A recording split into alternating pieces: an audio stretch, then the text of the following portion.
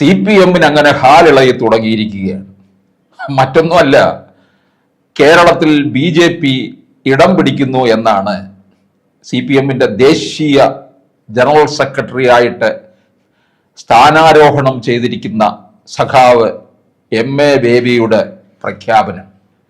ബേബിക്കും ഹാലിളകിയിരിക്കുകയാണ്. എന്തായാലും വോട്ട് ചോർച്ച ഉണ്ടായി എന്നുള്ളത് വാസ്തവം തന്നെയാണ്. അതിനിയും ചോരും. ബേബി ഇനി എങ്ങനെ ചോരാതെ നോക്കാൻ എന്നുള്ള ഒരു ശ്രമത്തിലാണ്. പക്ഷെ ചോർച്ച ഉണ്ടാകും എന്നുള്ളത് വ്യക്തമായിരിക്കുകയാണ്. ഇപ്പോൾ ഈ കഴിഞ്ഞ ലോക്സഭാ തെരഞ്ഞെടുപ്പിലെ ഈഴവ വോട്ടുകളാണ് തങ്ങളിൽ നിന്ന് പോയതെന്നാണ് CPM പറയുന്നത്. ഈ ഈഴവ വോട്ടുകൾ ഏതാണ്ട് നല്ല പങ്കും CPM-ലാണ് ഒരു സമയം വരെ. ഇപ്പോൾ അതിന് മാറ്റം വന്നിട്ടുണ്ട്. ഈ ആലപ്പുഴ പാർലമെന്റ് മണ്ഡലത്തില് ശോഭാ സുരേന്ദ്രൻ വൻപിച്ച ഒരു ലീഡ് നേടിക്കഴിഞ്ഞപ്പോൾ അത് CPM പ്രത്യേകം വിലയിരുത്തി. ആ വിലയിരുത്തലിൽ നിന്ന് അവർക്ക് മനസ്സിലായത് ഈഴവ വോട്ടുകളാണ് പോയത്. മറ്റു മണ്ഡലങ്ങൾ ഓരോന്നും എടുത്തു നോക്കിയപ്പോഴും ഇതുപോലെ വോട്ട് ചോർച്ച ഉണ്ടായിട്ടുണ്ട്. CPM പോലുള്ള ഒരു കേഡർ പാർട്ടി ഇത് തുറന്ന് സമ്മതിക്കണമെന്നുണ്ടെങ്കിൽ വോട്ട് ചോർച്ച ഉണ്ടായി എന്നുള്ളത് വ്യക്തമാണ്. BJP കേരളത്തിൽ വളരുന്നു എന്നുള്ള വ്യക്തമായ സൂചനയുമാണ് CPM സഖാക്കൾ നൽകിയിരിക്കുന്നത്. നേരത്തെ തന്നെ ഈ കുട്ടി സഖാക്കന്മാരും അല്പം കൂടെ മൂത്ത സഖാക്കന്മാരും ഒക്കെ ഒളിഞ്ഞും പാത്തും പതുങ്ങിയും ഒക്കെ പറഞ്ഞ കാര്യമാണ് കേരളത്തിൽ BJP ഇടം പിടിക്കുകയാണ് എന്നുള്ളത്. കേരളത്തിൽ BJP ഇടം പിടിക്കുമ്പോൾ കോൺഗ്രസ് പാർട്ടി നശിച്ചു പോവും, മുടിഞ്ഞു പോവും എന്ന് വേണം പറയാൻ. CPM ക്രമേണ ഇല്ലാതായിക്കൊണ്ടിരിക്കുകയും ചെയ്യും. കോൺഗ്രസിലെ കതറിട്ട് നടക്കുന്നവരെല്ലാം BJP-യിലേക്ക് വരും. CPM-നകത്ത് സഖാക്കന്മാരെല്ലാം അങ്ങനെ ഇല്ലാതായി പോകുന്ന ഒരവസ്ഥയിലാണ്. അതായത് അവർ BJP-യിൽ ചേരാൻ മടിക്കും, എന്നാൽ CPM ഒട്ടുണ്ടോ അതുമില്ലാത്തൊരവസ്ഥ. അതായത് ബംഗാളിലെ സ്ഥിതി അറിയാമല്ലോ. ബംഗാളിലെല്ലാം പൂട്ടിക്കിടക്കുന്നു. ചിലതൊക്കെ ഏതാണ്ട് വാടകയ്ക്ക് കൊടുത്തിരിക്കുന്ന ആർക്ക്? തൃണമൂൽ കോൺഗ്രസിന്. നോക്കണേ എന്തൊരു വൈരുദ്ധ്യം. അപ്പൊ എന്തായാലും ഇതൊക്കെ ബേബിയെ പോലുള്ള ഒരു സഖാവ് കൃത്യമായി മനസ്സിലാക്കിയിട്ടുണ്ട്. അതിന്റെ കൂടെ മറുഭാഗത്ത് കാര്യം നോക്കണം. BJP ഒരു മാസ്റ്റർ പ്ലാനോടുകൂടി രംഗത്ത് വന്നിരിക്കുകയാണ്. ഇപ്പോൾ പറയുന്നത് തദ്ദേശ സ്വയംഭരണ സ്ഥാപനങ്ങളിലേക്ക് തന്നെ ഏതാണ്ടൊരു 5000 വാർഡാണ് അവർ നോട്ടമിട്ടിരിക്കുന്നത്. 5000 വാർഡ്.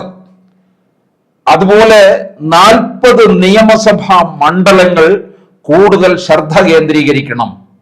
അതിൽ 20 നിയമസഭാ മണ്ഡലങ്ങൾ വിജയ സാധ്യതയുള്ളതാണ് എന്ന് കൃത്യമായി ഉറപ്പുവരുത്തിയിരിക്കുകയാണ്. അതുപോലെ ക്രൈസ്തവ സഭകളിൽ നിന്ന് കൂടുതലായിട്ട് എത്രത്തോളം പേര് ഇതിലോ അനുഭാവം കാണിക്കുന്നുവോ അതിനനുസരിച്ച് 40 മണ്ഡലങ്ങൾ ക്രൈസ്തവർക്ക് വേണ്ടി മാറ്റിവെക്കും. ക്രൈസ്തവ സ്ഥാനാർത്ഥികളായിരിക്കും. കൂടാതെ മറ്റു പാർട്ടികളിൽ നിന്ന് മാറി വരാൻ സന്നദ്ധത പ്രകടിപ്പിച്ച് നിൽക്കുന്നവരുണ്ട്. അവരുടെ ആ ഒരു വിശ്വാസ്യത കണക്കിലെടുത്തുകൊണ്ട് അത് മനസ്സിലാക്കിക്കൊണ്ട് അവർക്കും സ്ഥാനാർത്ഥിത്വം നൽകും എന്നാണ് രാജീവ് ചന്ദ്രശേഖർ പറഞ്ഞിട്ടുള്ളത്. ഇക്കഴിഞ്ഞ ലോക്സഭാ തെരഞ്ഞെടുപ്പിൽ അതിൽ നിന്ന് കിട്ടുന്ന ഒരു കണക്കനുസരിച്ച് 11 നിയമസഭാ മണ്ഡലങ്ങളിൽ BJP മുന്നിട്ട് നിൽക്കുകയാണ്. 18 രണ്ടാം സ്ഥാനത്താണ്. ഈ രണ്ടാം സ്ഥാനം എന്ന് പറയുമ്പോൾ ഒന്നാം സ്ഥാനം നേടിയവരുടെ ഏതാണ്ട് തൊട്ടടുത്ത് തന്നെയാണ് നിൽക്കുന്നത്. അപ്പോൾ അതിൽ നിന്ന് നമ്മൾ മനസ്സിലാക്കണം, ഏതാണ്ടൊരു 29-30 സീറ്റോളം BJP-ക്ക് ഒന്ന് ആഞ്ഞു പിടിച്ചാൽ കൈകളിലേക്ക് വരാം.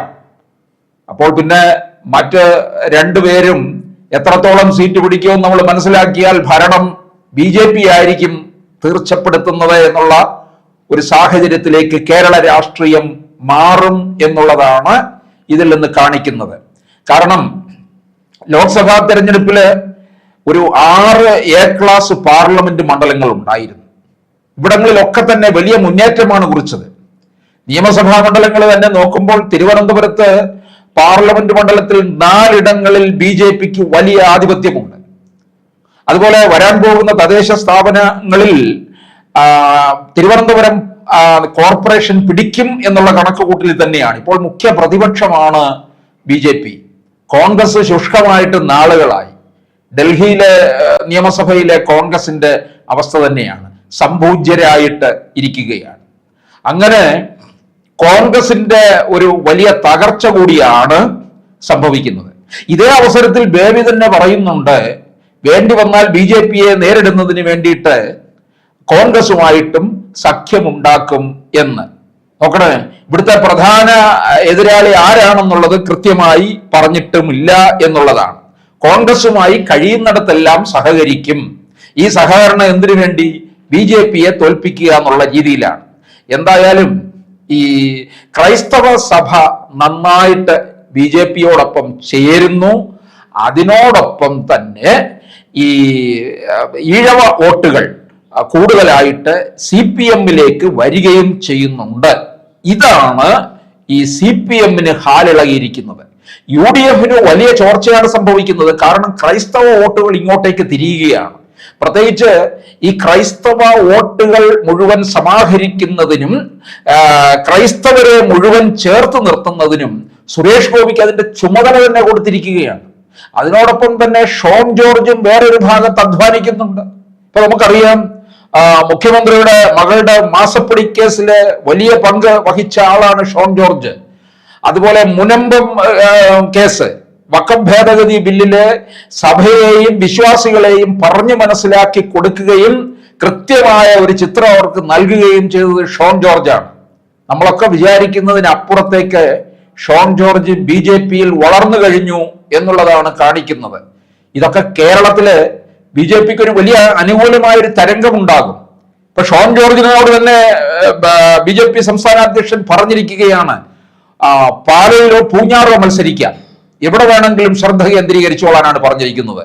ഇത് രണ്ടിടത്തും BJP പ്രധാന തട്ടകമാക്കി മാറ്റുമ്പോൾ ഇവിടെ കൂടുതൽ പങ്കും ക്രൈസ്തവർക്കാണെന്നുള്ള ആലോചിക്കണം.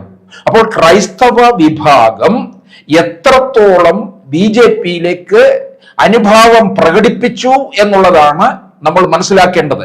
ഈ പ്രധാനപ്പെട്ട ക്രൈസ്തവ കേന്ദ്രങ്ങളിൽ നിന്ന് BJPയോട് അനുഭാവം ഉണ്ടാകുമ്പോൾ അത് സംസ്ഥാനമൊട്ടാകെ ഒരു വലിയ തരംഗം ഉണ്ടാക്കിയെടുക്കാൻ കഴിയും.